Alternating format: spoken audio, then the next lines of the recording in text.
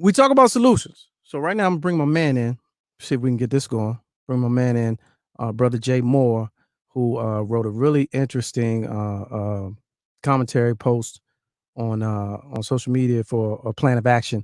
And I'm trying to bring that up. We're gonna read it, we'll read through it, and we're gonna discuss. Welcome to the program. Let's go live. Jay, what's good with you? What's going on, Lamont, man? Appreciate you having me, brother.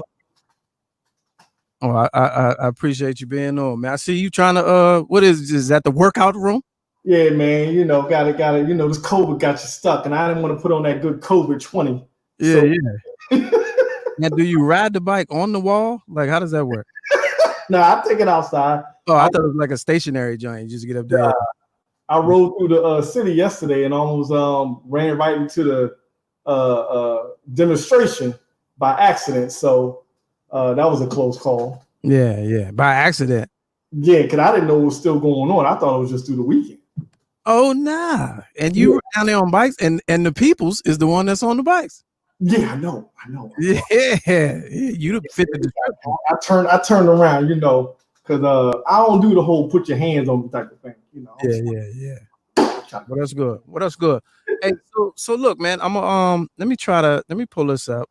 Okay. So bear with me. Share the screen. I'm gonna see if I can get it in the whole screen. Is it on your page?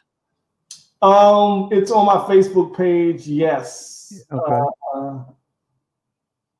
At least, yeah, it should be there. We've gotten a lot of comments on it. While you try to pull it up, I can give a little background on how to with it.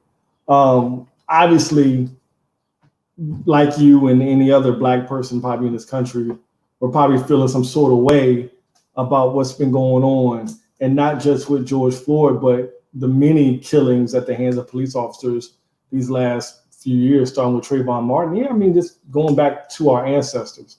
But I'm a type of person where it's either going to go two ways with me. Either I'm going to get myself into trouble because I'm going to get angry, stressful, and then physical, or I can come up with solutions. And so for me, it was easier for me just to try to figure out a way to figure out what the problem is and then come up with solutions on where or how we can really accomplish change. And a lot of it has to do with the fact that just living in the DC area, you automatically understand, or hopefully you get a foundational understanding of the law, because I mean, politics lives right here.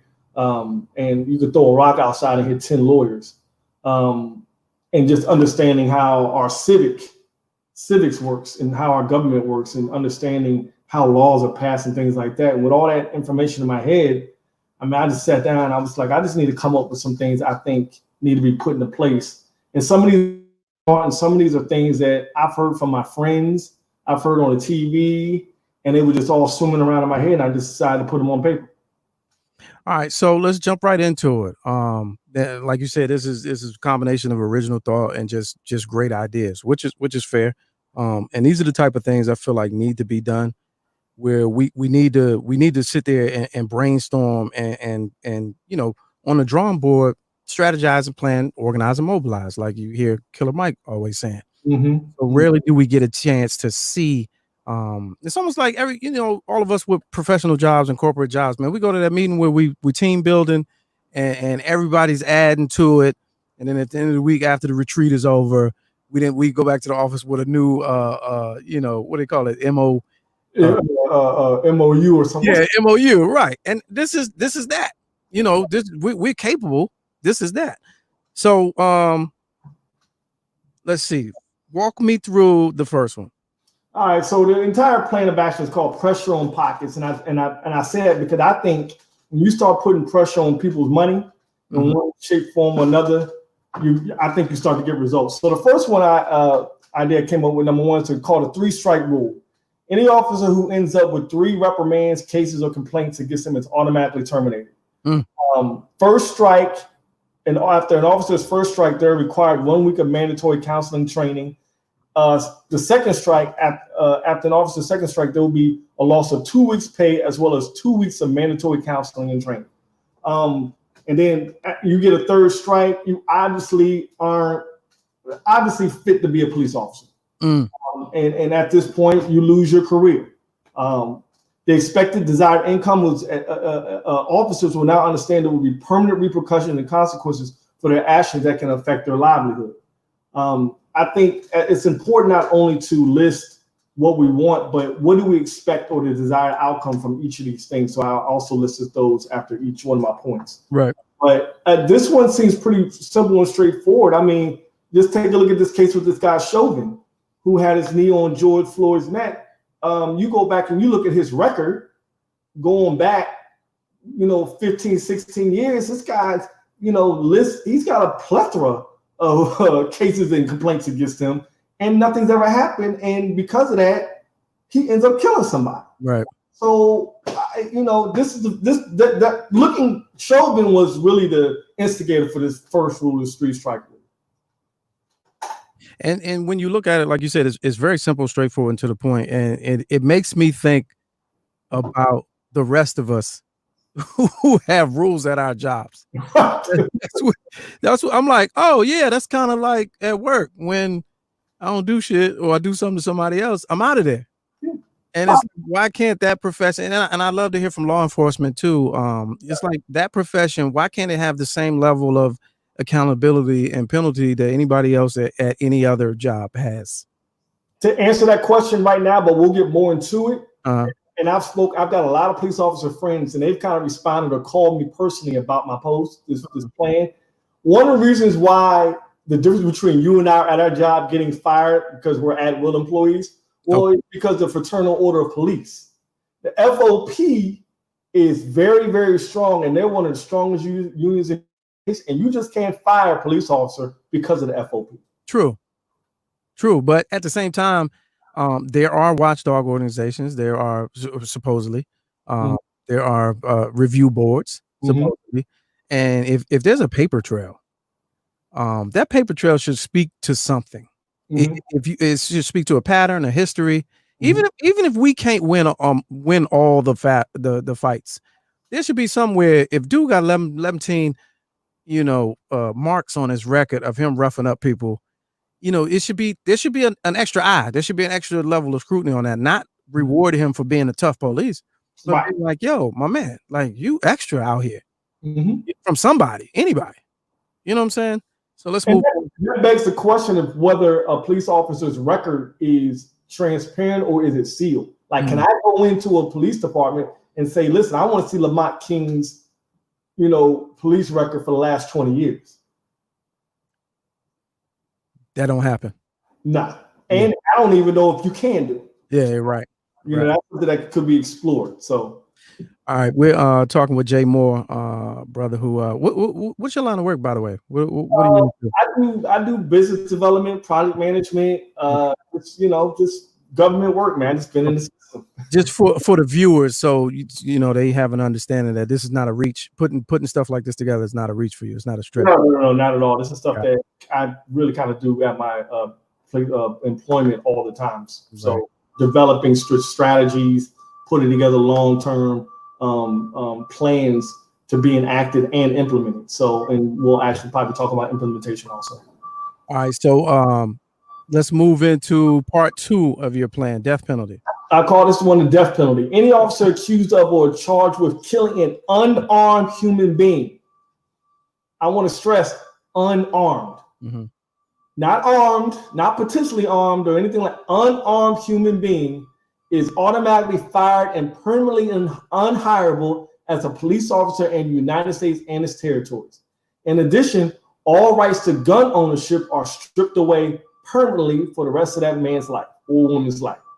Their names should be added to a national registry that is maintained by the Department of Justice or FBI, so that if they try to become law enforcement again, police departments will be required to check this registry to see if this person's name is on it. If the city or police department has to settle with the victims via lawsuit, the money will come out of the police 401k or pension plans. When they are charged, when they are charged, it will be for nothing less than first-degree murder, which I think I want to change to second degree. Okay. I've talked to some lawyers. The burden of for first degree is very, very tough. So second, I'm probably going to have to change that to second degree, but regardless, nothing less. Right. Desired outcome. Hopefully, police officers now take a different approach based on academy training to deal with unarmed human beings and know that their action could result in the loss of career permanently and jail time. All right. So let me give you a counter. Here's the first counter. Mm-hmm. What about in the case of extenuating circumstances? And by that, I mean, here's the argument in court. Yes, the individual was unarmed, but they were, enraged, physically overpowered him. He feared for his life, threat to his safety and others. He was being violent to other people around. He was protecting his other officers. How does this one, two,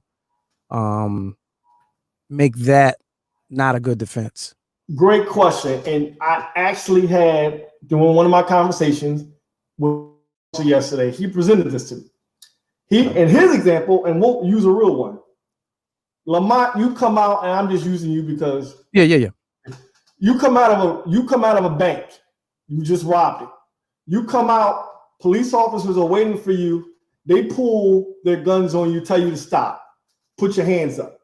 You put your hands up, but then you suddenly start reaching to your side. Police officers are trained that, hey man, you start reaching for your side. Yeah, your waistband. Yeah, that's what. Yeah. I'm pumping you. I'm shooting you dead center max. That's a great example because now I can go to court as a police officer and say, listen, we didn't know what he was reaching for. Right. I feared for my life, so I reacted. I'm with that. But here's a way to counter that. First of all, let's go back to training, right? Mm-hmm. And we're gonna have to explore, say like I was the one put in charge of kind of implementing this. I would want to go back and look at academy training for examples like this and see what they're trained to do. But officers now are trained to wear cameras on their chest now. Mm-hmm. So first off, in any situation, before they approach any situation, those cameras have to be automatically cut on, right? But that exists now. I don't mean to cut you off, but that exists now, but it's up to the discretion of the chief of that department. And see, that's my problem with that. No more discretion. It is automatic. There's no more discretion. Any situation, camera comes on for transparency, and here's why. Here's the second point. I would say when you tell Lamont King to put the bank robber to put his hands up, the next thing you should say out loud with the camera running, if you reach for your waistband, we will shoot you. Okay. Because now, as a crook, Lamont, now you move your hands, you are liable to be killed. So now I have an understanding. Exactly. And it's on camera that you stated this to the perpetrator.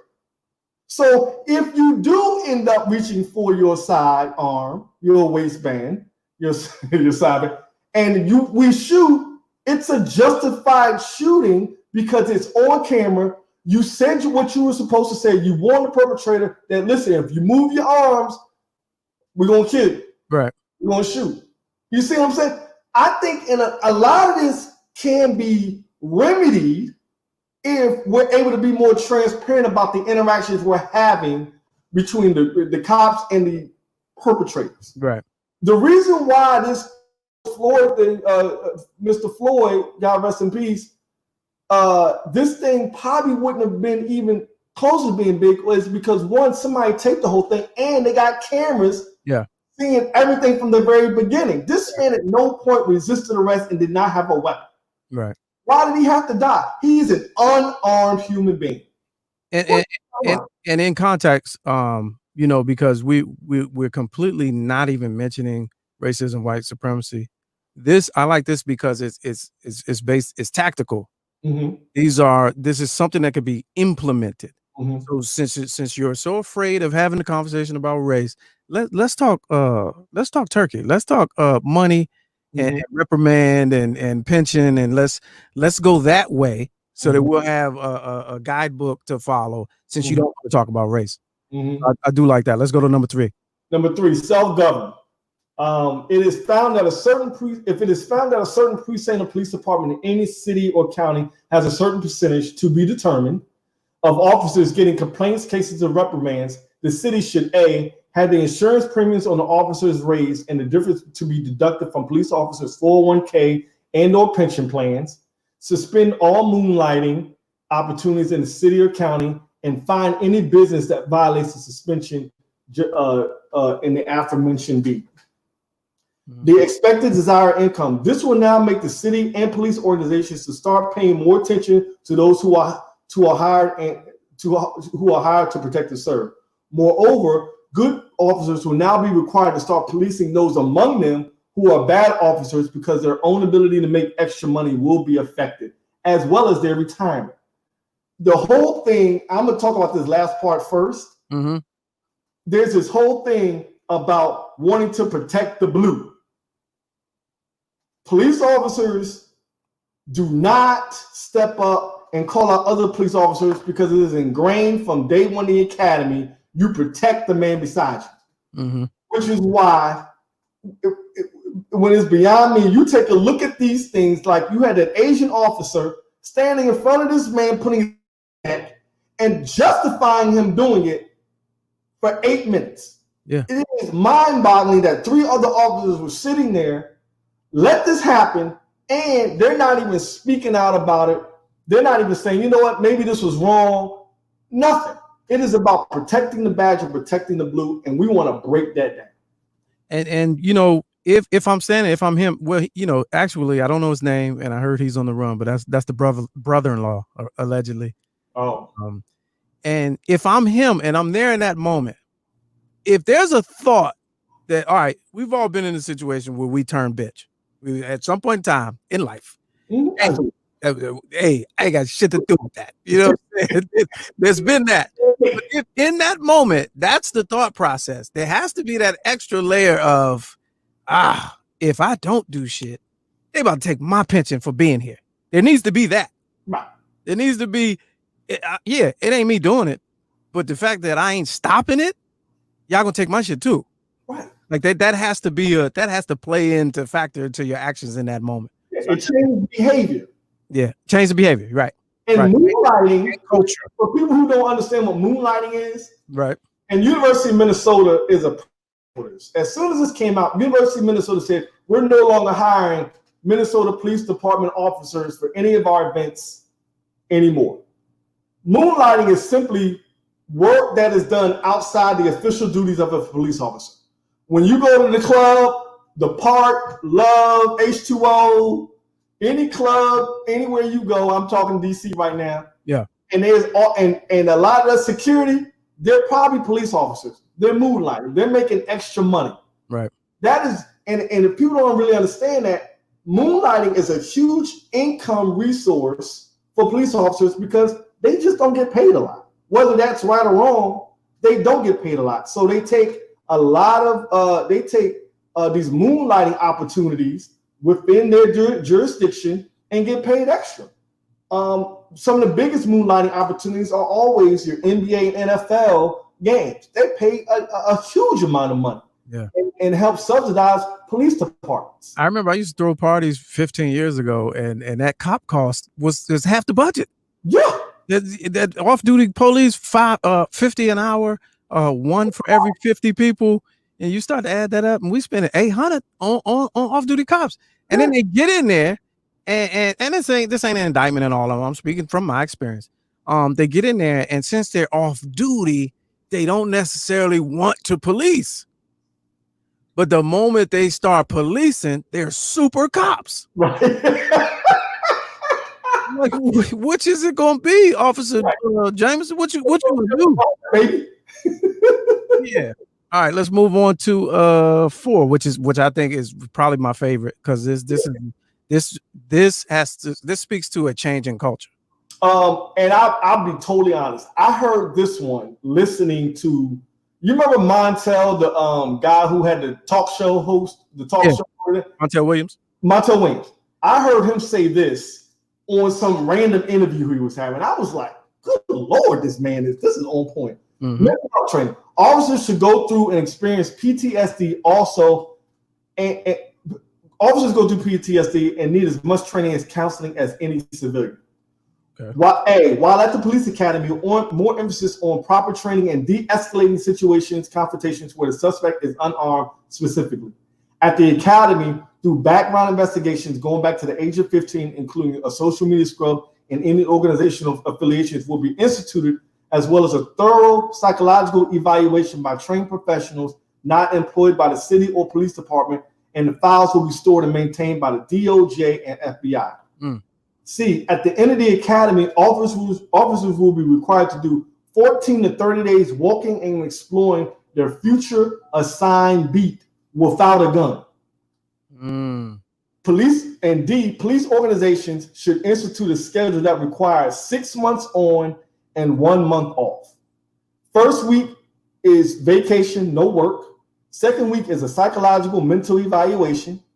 Third week you'll be required to volunteer in the community. And fourth week, once again, you walk your beat in the community again. The expected outcome, desired outcome, no doubt officers are often put in stressful situations every day, which can cause and increase the level of fear and or PTSD that needs to be addressed. To address fear / PTSD, it needs to start at the police academy and continue through an officer's entire career. There needs to be more direct emphasis on the mental state of those charged with the job of protecting and serving. This is also one of my favorites. I think each one, like with A, the police academy is where everything starts in my book. You know, there needs to be, and I don't know, I've heard some things about training, and I don't want to speak from a point of like I know what's going on, because I do one day want to go see what happens at an actual police academy. But what I'm guessing, in my humble opinion, is that there's something going on with the training where they're not being trained correctly. And from when I posted this yesterday, there were some folks that talked about how a lot of the training now has to do with military, almost paramilitary. Yes. And I think that's where we need to start. We have a military. If you want to be in the military, look, Uncle Sam is looking for some good people. Your charge as a police officer is to protect and serve. Yeah. You are to protect and serve, not kill. That's what the military is for. The military instrument is to kill, not police officers. So we need to take a look at training and really start now. The next thing is taking a look at backgrounds. And I'm not going to even sugarcoat this. How is it that KKK folks can become police officers? I mean, somewhere along the line, we're missing out or not understanding where folks are coming up from. And through social media scrubs, looking at what organizations are kind of what people are tied to and things like that, we can figure out, wait a minute, this guy may not like black people. This guy may not like Asians. Well, I mean, again, now we get into a conversation that they probably won't be willing to have openly. And because, I mean, the historical connection of those two organizations, like their foundation overlaps. So, I mean, that's a whole nother thing.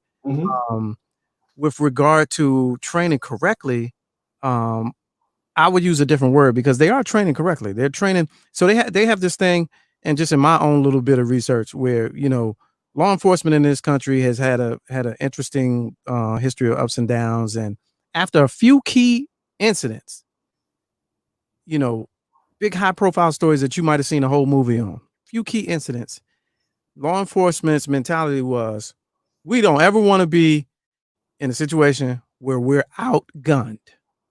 So they had to adjust, because society is more violent. So they had to adjust, and you know, violence and war is all America knows anyway. Yes. So that's going to make its way. That's going to permeate its way into law enforcement. Our neighbors just to the north, you know, they peace officers, like, literally. Like, I don't have a gun type. You know what I'm saying? I may walk you down on this horse and beat you over the head with this club, but we don't even have guns. Right. So it's a different, it's cultural. So I say that to say that point. But Jay brought up a good point. Let me bring this back. This other Jay, he said, to the point that we're talking about right now, don't expect the officers to change that culture. Culture change is a supervisory responsibility. The bounds between cops that risk their lives daily create a bound that is hard to break.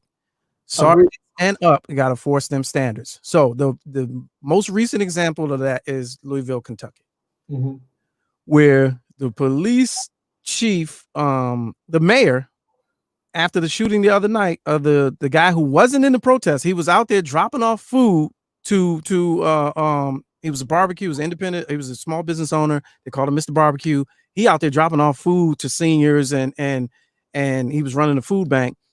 In the midst of the protests, the police say someone shot at them. They shot back. They get him. Of course, their body cameras aren't on.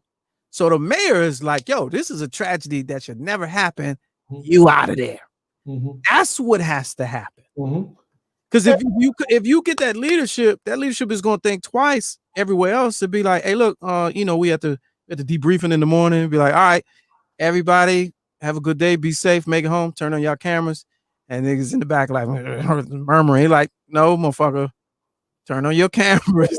You're not risking my job because you up to some silly shit. So I think that's a good point where it has to come from the top down. What Jay said will be addressed in the last one. Okay, let's keep it moving. All right, and so number 5. So community organization and voting. This is where really the other 4 won't happen if we don't do this part. Okay. Right? This could easily be number 1. Community and organization vote. In order for any new ideas and solutions to be implemented, we have to be organized and strategic.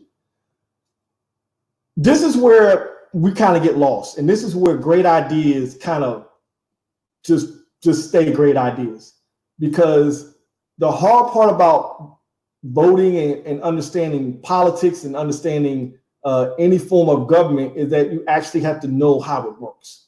And I think that's where a lot of us, particularly Black folks, we really have never really been, for the most part, interested in understanding the political machine and how it operates, right, and how much money actually goes into it. So, a platform that contains solutions, ideas, new laws will need to be created and as a majority agreed upon. What that means is that as Black people or as a community, let's just say Northeast DC. Okay. Northeast needs to come together and say, listen, based on what we've seen and where we live, these are our 5 demands. Let's say the demands are the other 4 things I have listed here. These are our 4 demands. This is our platform, right? This is what we've agreed upon. Northeast is behind it, right? B, those running for mayor, district attorney, police chief, or sheriff will need to speak on their agendas and accept the platform created in A. If they do not, we slot our own candidates and/or we buy our candidate. Okay.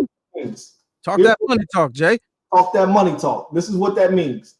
Now, in every city or county, for the most part, it's different. And that's the hard part, because I'm not talking federal right now. Yeah, I'm not talking federal. Right.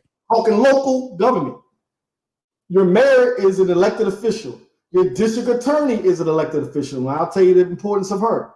And the police chief and or sheriff is they are either elected, usually a sheriff's elected, and your police chief can be elected, but they're usually assigned by your mayor.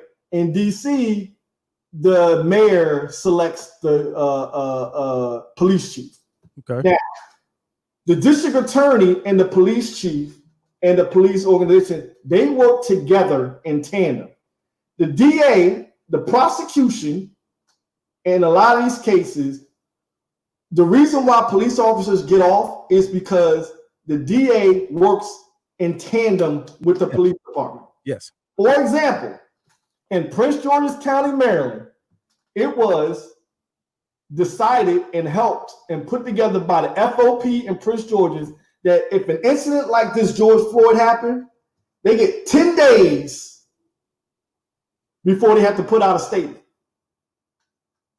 10. Now, I don't know what you need 10 days for. Yeah, what it sounds like to me is you're trying to get your story together. Yeah, right. The DA gets with the police officers and they get their story right? Now, and I'll come back to that. That's just an example. But these people now, come election time, what are these people who are always elected? What are they going around town doing? They're holding town halls. They're holding little dinners at people's homes. Why? Because they're reaching out to the community. This is the time where Northeast says, here's our agenda. Mayor Bowser. There we go. Mayor Bowser, do you agree to these? Do you like these? If you are in agreement with these and will implement these, Northeast as a whole, our block will put you in office. We will vote for you. You have our vote. If Mayor Bowser, I don't really like 2 and 3. Well, Mayor Bowser, then you don't have our vote. Right. We're gonna back the person who backs our agenda. Right. And if we can't find one, we're gonna pay for one. Meaning, our money's gonna talk. Everybody in Northeast is gonna put $5 into an escrow account. Hopefully, that gets up to a certain amount, and from there, we're gonna put somebody in place and says, "Listen, you push our agenda, you will get this money and help you get elected." Because anybody knows money is what really talks. And this is key because this can happen anywhere. I mean, not even, it's hypothetical, but it's all about organization. And these are things, and again, no judgment. These are things that a lot of us, you could easily say, "Oh, this is what the white folks do. They've been doing it for years." A lot of us don't know how to do it. So that needs to be taught first. Exactly. We got to have a little workshop or something. Is some weed and liquor, and then that comes. You know what I'm saying? You gotta be real with it. Like we gotta get our people in the door, throw a party, throw a go, and then, but then have that little, it ain't a timeshare presentation. It ain't flat tummy tea. It's on some real. It ain't multi-level. You know what I'm saying? But we gotta learn this stuff first, and that's crazy. But your C bullet is super key because that's been a recent conversation on social media. Well, C feeds into what you just said. All civic organizations, city, county sports teams, fraternity and sororities, in particular my organization, Phi Beta Sigma, your organization, Alpha Phi Alpha, must now organize communities to get out and vote and also monetarily support these efforts. I just talked about money. You just spoke about education. Let's just take a fraternity. You have an organization of 100,000 who have a college education, who at some point have people in these organizations who are political. You have an alpha brother who is in Prince George's County in office. They know the ins and outs. Let's grab these people. Let's start organizing and helping all areas become this voting block and teach, like you said, and educate. This is how we're going to get what we want. This is how we move our platform. This is how we need to come together and vote as a group. This is a team sport. Yeah. This is not us just running around this, that, and the third, blah, blah. This is a team sport. And that's how you have power. And this is how we push what we want. And I'll let you close out with the expected desired outcome for that point. The people in every community have to take control of how they want to be treated. And that starts with understanding politics and how the system works. It will take an organized agenda. It will take money. It will take each and every person to get out and vote. Point blank, period. That's it, man. Like, and understand this was just a start. Believe it or not, I wrote this in like 15 minutes. Right. I pushed it out there because I wanted to hear what other people had to say, what their thoughts were, what areas need to be updated. I've gotten a lot of positive feedback. There are a lot of people who are going to push it to folks that they know in law enforcement or in politics and things like that. Again, this is just a start. Mm-hmm. Even if you don't like 1, 2, 5, and 3, if you like number 2, get behind it. Yeah. Push that in where you live. All this may not be up your alley. All this may not apply. But we need solutions, and we need to start learning how to implement them, and we need to start doing it now because we have their attention. These protests, believe it or not, are helping. The destruction and losses are costing people money. We have their attention. We got their ears. It is now time to abuse it. And to that point, I saw a meme today. I don't know how true it was. I didn't have time to fact check it, so I will say that. But they were saying how after King was killed, 6 days of rioting went on, 43 million in property damage, which was a lot back then. And they said, but the civil rights bill came a day later. So you can make the argument. That's all I'm gonna say. The argument can be made for violence and destruction. And it's also problematic, but the case can be made that the only way people is going to be heard is to make enough noise. So there's that. And I appreciate it. Thanks for coming on. Let's Go Live, brother Jay Moore. I appreciate you, man. man. Appreciate you, brother. We're gonna find a way to kind of get this out there and retool it and get it in front of some eyes and just take this opportunity to brainstorm. And some people may have some takeaways and some add-ons or whatever, but this won't be the last of that. No, I hope. And feel free, folks, if you have any input or additions, I'm all ears. This is not just for me. This is for everybody. I don't even have to take credit for this. I'm part of the people. Let's make it happen. Appreciate it, Jack. I get with you. My man. Cool, man. That's cool. And that's, that type of thing helps me. When we can talk and pontificate and brainstorm and be like, oh, that's crazy. We can do that all day. Oh, shit's crazy. Man, that's messed up. Man, they tripping. We can do that all day. But when somebody I always say when somebody smarter than me can lay it out where I can be like, oh, okay, I can see how point 1 could work. I can see how point 2 could work. Okay, 3. 3. Bama's gonna be they not really with 3, but 4. When I can see it laid out in a plan, I think we have a better chance at trying to make some real headway and laying out a plan. Strategize, organize, mobilize.